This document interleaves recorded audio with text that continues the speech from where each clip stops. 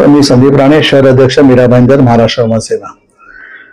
मीरा भाईंदर मध्ये लवकरात लवकर सन्माननीय मुख्यमंत्री साहेब आपले देवाभाऊ मीरा भाईंदर मध्ये त्यांचं आगमन होणार आहे असं आम्हाला बातमी मिळाल्यानंतर महाराष्ट्र युवासेनेच्या सर्व पदाधिकाऱ्यांनी विचार केला की मीरा भाईंदर मध्ये जे लेखाजोखा आहे, जो अप्रगती पुस्तक जे आहे त्यांच्यासमोर सादर करण्याचं आम्ही ठरवलेलं आहे। तुम्ही बघत असाल मीरा भाईंदर महानगरपालिकेच्या कारभारामुळे नागरिक त्रस्त आहेत। आज पाण्याचा विषय आहे, या ठिकाणी गटारचा विषय आहे, रोडचा विषय आहे, MMRDA, MSRDC, त्याचबरोबर national authority highway authority, RMC प्लॅनचा विषय आहे, त्याचबरोबर ट्रॅफिकचा विषय आहे।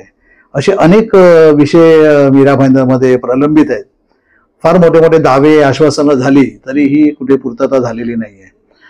मीरा भाईंदर महानगरपालिकेच्या जे अंधाधुंद कारभार चालू आहे, लोकांची काय पडलेली नाहीये, लोकांची कामं होत नाहीयेत।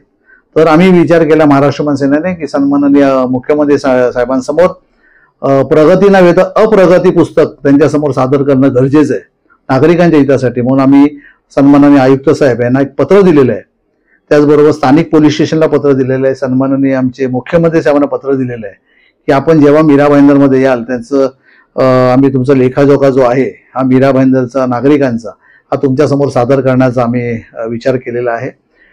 त्याचबरोबर मीरा भाईंदरमध्ये ज्या समस्या आहेत त्या कुठेतरी चांगले मार्गी लागतील। जे आश्वासनं त्यांना मिळालेले आहे ती पूर्तता न झाल्यामुळे नागरिक त्रस्त आहेत।